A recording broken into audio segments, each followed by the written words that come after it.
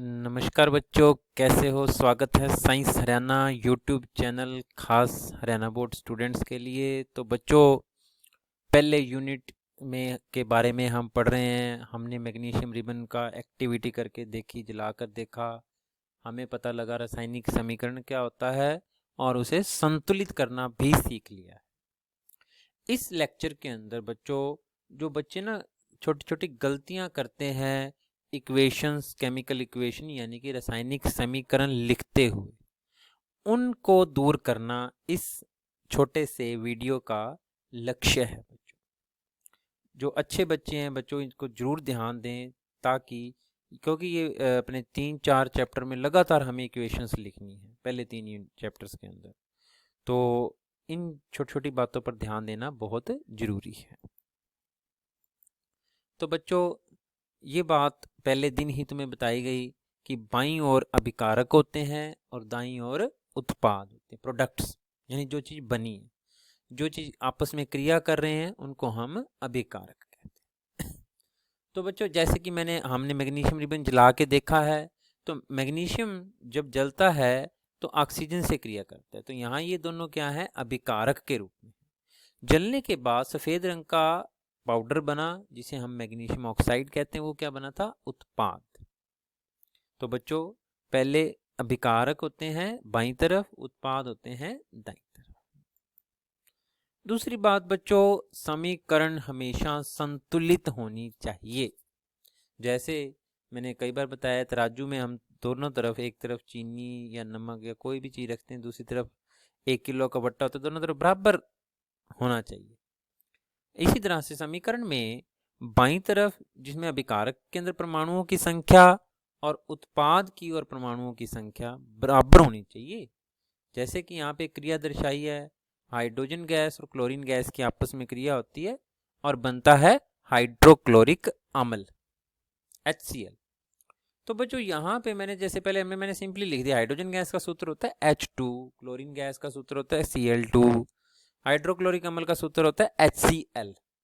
ध्यान से देखने पर यहाँ हाइड्रोजन 2 है, यहाँ हाइड्रोजन 1 है।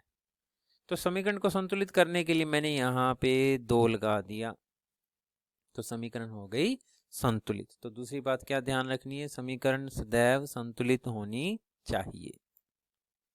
पदार्थ की अवस्थाएं बताना। कभी कभी समीकरणों के अंदर हमें क्लियर करना होता है कि कौन सा पदार्थ ठोस अवस्था में लिया है। कौन सा ठोस के लिए हम लगाते हैं ब्रैकेट में पदार्थ के S, क्योंकि उसको सॉलिड कहते हैं ना इंग्लिश में। उदाहरण जैसे मैग्नीशियम था, वो एक ठोस धातु था, तो उसको हम ब्रैकेट लगा के S लिखेंगे। अगर कोई पदार्थ द्रव अवस्था में है तो उसके लिए हम L लगाते हैं, क्योंकि L फॉर लिक्विड। और अगर कोई पदार्थ क्रिया के दौरान या क्रिया के बाद गैसीय अवस्था में है तो हम उसके लिए G लगाते हैं। और अगर पदार्थ जल में घुला हुआ है तो उसको कहते हैं एक्वस सॉल्यूशन, और उसके लिए ब्रैकेट में AQ लगाते हैं। जैसे नमक जल में घुला हुआ क्रिया करता है बहुत सारे प्रयोगों में, या जो हमारा अम्ल होता है, तो उसके लिए हम AQ लगाते हैं, एक्वस। AQ का मतलब है एक्वस। आइए एक उदाहरण से समझते हैं। कुछ उदाहरण, जैसे कैल्शियम ऑक्साइड ठोस अवस्था में होता है, बिना बुझा चुना, और जल से क्रिया कर रहा है, तो जल द्रव अवस्था में है। कभी कभी किसी क्रिया में बच्चों जल के हमें गैसीय अवस्था की जरूरत पड़ती है, तो हमें यहाँ पे L जो लिखा है, इसलिए मैंने अलग मार्कर से लिख दिया। ये L किसी रसायन का प्रतीक नहीं है, ये पदार्थ की अवस्थाएं बता रहा है। तो कैल्शियम हाइड्रोक्साइड जो बना, वो क्योंकि जल में घुला हुआ है, इसलिए उसको AQ एक्वस लिख दिया बच्चों। एक और उदाहरण देखो, कार्बन मोनोऑक्साइड गैस की जब क्रिया होती है हाइड्रोजन गैस से तो बनता है मिथेनल, मिथेनॉल, एक अल्कोहल CH3OH। तो ये भी द्रव अवस्था में है बच्चों। तीसरा एक और देखो, कोयले का जलना, कोयला ठोस अवस्था में, ऑक्सीजन गैसीय अवस्था में। तो जो बना है धुआं, वो गैस सी होती है, कार्बन डाइऑक्साइड गैस। तो इसलिए हमने लिख दिया साथ में कार्बन डाइऑक्साइड गैस। इसके बाद बच्चों कभी कभी किसी रासायनिक समीकरण में हमें परिस्थिति भी बतानी होती है कि वो क्रिया कब होगी। जैसे कार्बन मोनोऑक्साइड और हाइड्रोजन गैस रख दो इकट्ठे, कभी क्रिया नहीं होगी। इस क्रिया को करने के लिए हमें बहुत ज़्यादा उच्च ताप 340 एटमॉस्फेयर लगाना पड़ेगा, तब जा करके ये हमारे जितना हमारे पर्यावरण का दाब है, वायुमंडलीय दाब, उसका 340 गुना दाब लगाएंगे, तब जाकर ये क्रिया होगी और ये मिथेनॉल बनेगा CH3OH। द्रव अवस्था में जो बनेगा वो द्रव अवस्था में होगा। कभी कभी किसी क्रिया को करवाने के लिए हमें गर्म करना पड़ता है, तो यहाँ पे इस तीर के निशान के ऊपर या तो ऊष्मा लिख देते हैं और कभी कभी त्रिभुज का निशान भी लगा देते हैं। वो ये दर्शाता है कि हमने पदार्थ को गर्म किया है और वो दो पदार्थों में टूट गया है। इसके बाद बच्चों AgCl सिल्वर क्लोराइड, ये हमारे बच्चे सिलेबस के अंदर है। सिल्वर क्लोराइड जो होता है, सूरज के प्रकाश में पड़े पड़े चांदी वहीं रह जाती है और उसका जो क्लोरीन है वो गैस बनकर वाष्पित होकर उड़ जाता है। तो इसलिए इस क्रिया में को भी सूर्य के प्रकाश की मिलना ज़्यादा जरूरी है, अंधेरे में ये क्रिया नहीं होगी।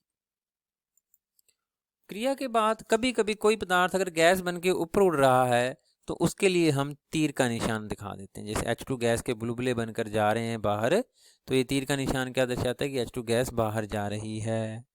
और कभी कभी कोई पदार्थ अवक्षेप बनकर नीचे बैठ जाता है, सेडिमेंटेशन, तो उसके लिए हम एक तीर का निशान नीचे की तरफ लगाते हैं। ये अपने अवक्षेपण अभिक्रिया का उदाहरण है बच्चों। जब हमने पाठ के अगले हिस्से में पढ़ेंगे अवक्षेपण अभिक्रिया क्या होती है, जिसमें एक पदार्थ तली में नीचे जाके बैठ जाता है।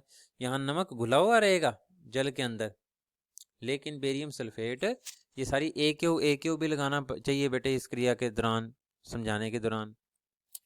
तो बच्चों एक बार आप क्विक रिवीजन कर लेते हैं। चलो बच्चों ये एंड हो गया प्रेजेंटेशन का। तो बच्चों जुड़े रहें साइंस हरियाणा के साथ और चैनल सब्सक्राइब कर लें। sciencehariyana.com पर नोट्स उपलब्ध हैं बच्चों। इन बातों का ध्यान रखना। अभिकारक उत्पाद का संतुलित होनी चाहिए। पदार्थों की अवस्थाएं भी बताते हैं हम, ठोस, द्रव, गैस, और अगर जल में घुला हुआ तो एक्वस।